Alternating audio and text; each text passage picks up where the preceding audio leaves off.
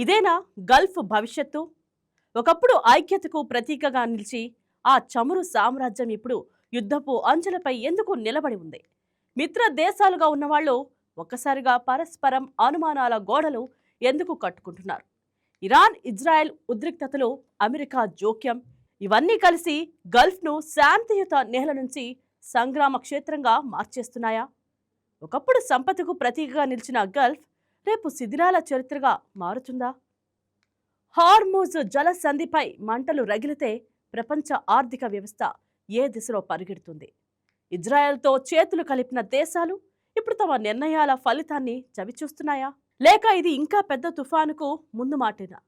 గల్ఫ్లో జరుగుతోంది కేవలం భౌగోళిక రాజకీయాల మార్పు కాదు, అది ప్రపంచ భవిష్యత్తును కదిలించే హెచ్చరిక. ఐక్యత కోల్పోయిన గల్ఫ్ యుద్ధానికి వేదిక అవుతుందా, లేక దౌత్యంతో మరోసారి శాంతి చరిత్ర రాస్తుందా? ఇప్పుడు చూద్దాం.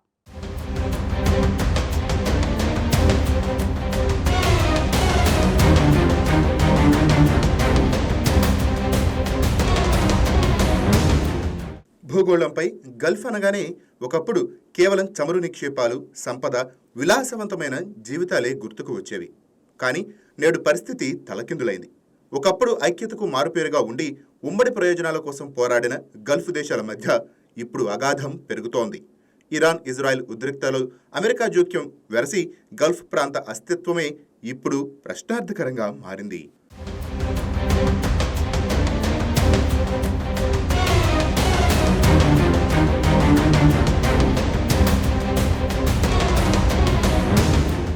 ప్రపంచ చిత్రపటంలో పర్షియన్ గల్ఫ్ ప్రాంతానికి ఒక విశిష్టమైన స్థానముంది.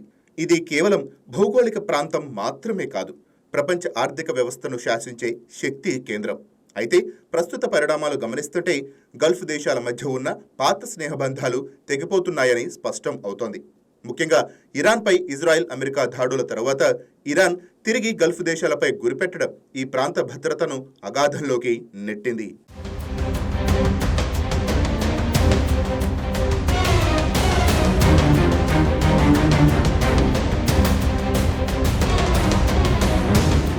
చారిత్రక కోణం చూస్తే గల్ఫ్ దేశాలు Saudi Arabia, UAE, Qatar, Kuwait, Bahrain, Oman తమ సాంస్కృతిక మతపరమైన మూలాలను పంచుకున్నాయి. 1981లో గల్ఫ్ కార్పొరేషన్ కౌన్సిల్ అంటే జీసీసీ ఏర్పాటు చేసినప్పుడు ఈ దేశాలన్నీ ఒకే గొడుగు కిందకి వచ్చి తమ ఆర్థిక, రక్షణ ప్రయోజనాలను కాపాడుకోవాలని నిర్ణయించుకున్నాయి. అయితే 1979లో ఇరాన్ విప్లవం తర్వాత ఈ ప్రాంతంలో షియా సున్నీ విభేదాలు రాజకీయ రంగు పులుముకున్నాయి. ఒకప్పుడు అరబ్ సోదరభావంతో మెలిగిన ఈ దేశాల మధ్య ఇరాన్ ఒక ప్రభావశీలి శక్తిగా ఎదగటం భయాందోళనలను పెంచింది.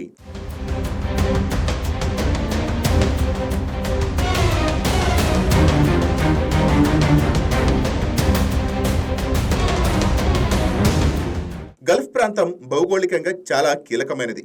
హార్ముజ్ జలసంధి ద్వారానే ప్రపంచంలోని 3వ వంతు చమురు రవాణా జరుగుతోంది. ఈ జలసంధిపై ఇరాన్ పట్టు ఉండటం ఇతర గల్ఫ్ దేశాలకు తలనొప్పిగా మారింది. ఇరాన్ అణు కార్యక్రమాలను అడ్డుకోవటానికి ఇజ్రాయెల్, అమెరికా జరిపిన దాడులు గల్ఫ్ ప్రాంతంలో మంటలు రేపాయి. అమెరికాకు సహకరిస్తున్నాయనే నెపంతో ఇరాన్ తమ పొరుగున ఉన్న గల్ఫ్ దేశాల చమురు క్షేత్రాలపై, ఓడరేవులపై దాడులు చేయటం వల్ల ఆ దేశాల ఆర్థిక మూలాలు దెబ్బతింటున్నాయి. శత్రువుకు మిత్రుడు మనకు శత్రువే అన్న సిద్ధాంతాన్ని ఇరాన్ ఇక్కడ అమలు చేస్తోంది.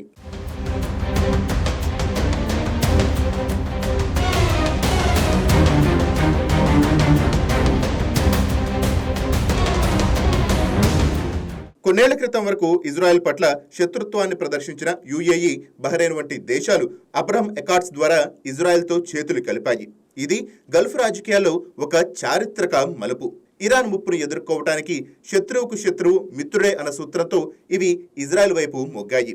అయితే ఈ నిర్ణయమే ఇప్పుడు వాటికి శాపంగా మారుతోంది. ఇరాన్ తన దాడులకు ఈ దేశాలను సాకుగా చూపిస్తోంది.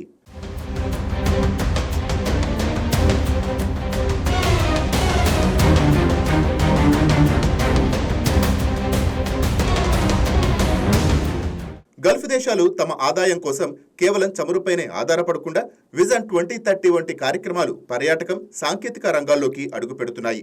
కానీ యుద్ధమేఘాలు కమ్ముకున్న చోట పెట్టుబడులు పెట్టడానికి అంతర్జాతీయ సంస్థలు వెనుకాడుతున్నాయి.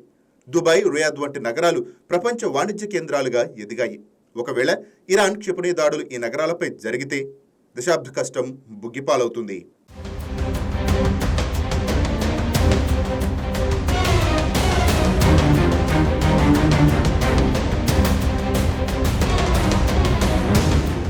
గల్ఫ్ దేశాలది గొప్ప ఇస్లామిక్ సంస్కృతి.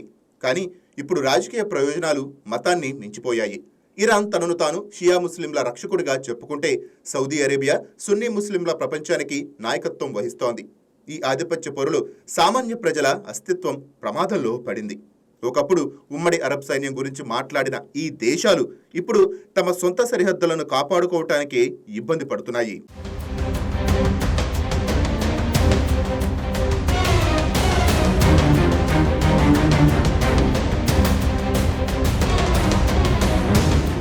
కలిసి ఉంటే కలదు సుఖం అనే సామెత గల్ఫ్ విషయంలో ఇప్పుడు అప్రస్తుతంగా మారింది. ఒకప్పుడు గల్ఫ్ దేశాలచే బహిష్కరణకు గురైన ఖతార్ ఇప్పుడు ఇరాన్ అమెరికా మధ్యవర్తిత్వగా వ్యవహరిస్తోంది. ఓమన్ ఎప్పుడు తటస్థంగా ఉంటూ శాంతిని కోరుకుంటుంది. కానీ సౌదీ, యుఏఈలు అమెరికా వైపు ఉంటూనే తమ భద్రత కోసం సొంత వ్యూహాలను రచిస్తున్నాయి. ఈ భిన్న ధృవాల వల్ల గల్ఫ్ దేశాల మధ్య ఐక్యత పటాపంచలైంది. భవిష్యత్తులో గల్ఫ్ దేశాల్లో ఎవరు ఎవరితో ఉంటారో చెప్పటం సాధ్యం కాని పరిస్థితి.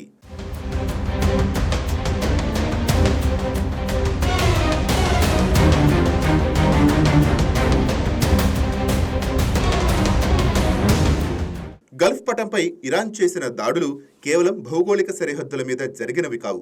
అవి ఆ ప్రాంత ఆర్థిక, సామాజిక పునాదులపై జరిగిన దాడులు.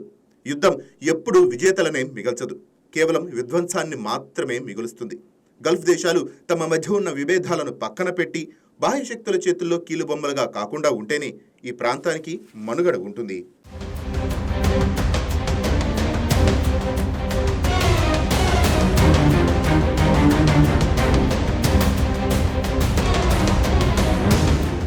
గల్ఫ్ ప్రాంతం ఈరోజు తీవ్రమైన కల్లోలంగా మారింది. చమురు సంపదతో ప్రపంచాన్ని ప్రభావితం చేసిన ఈ నేల ఇప్పుడు అనిశ్చితి, అనుమానాలు, ఆయుధాల చప్పుళ్ల మధ్య తన భవిష్యత్తును వెతుక్కుంటోంది. పర్షియన్ గల్ఫ్ చుట్టూ పెరుగుతున్న ఉద్రిక్తలు కేవలం ప్రాంతీయ సమస్యలు కావు. అవి ప్రపంచ ఆర్థిక వ్యవస్థను, ఇంధన భద్రతను, అంతర్జాతీయ శాంతి సమతుల్యాల్ని ప్రభావితం చేసే పరిణామాలు.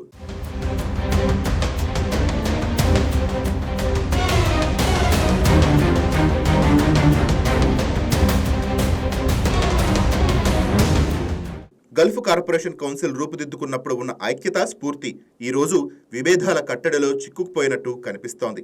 ఇరాన్, ఇజ్రాయెల్ ఘర్షణలు, అమెరికా జోక్యం ఇవన్నీ కలిసినప్పుడు గల్ఫ్ దేశాలు తమ దారిని తామే నిర్ణయించుకోగలవా అనే ప్రశ్న ముందుకు వస్తోంది. ఆయుధ శక్తితో కాదు, దౌత్యంతోనే శాశ్వత భద్రత సాధ్యమనే నిజాన్ని ఆ ప్రాంత నాయకత్వం గుర్తించాల్సిన సమయం ఆసన్నమైంది.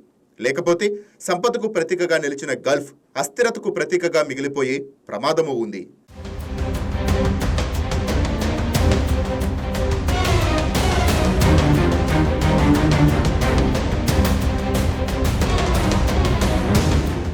గల్ఫ్ దేశాల మధ్య ఉన్న పగుళ్లు పూడ్చలేని స్థాయికి చేరితే రేపటి పటంలో సుసంపన్నమైన గల్ఫ్ అనేది ఒక చరిత్రగా మిగిలిపోయే ప్రమాదం ఉంది. ఇప్పుడు కావలసింది ఆయుధాల ప్రదర్శన కాదు, దౌత్య నీతితో కూడిన శాంతి స్థాపన.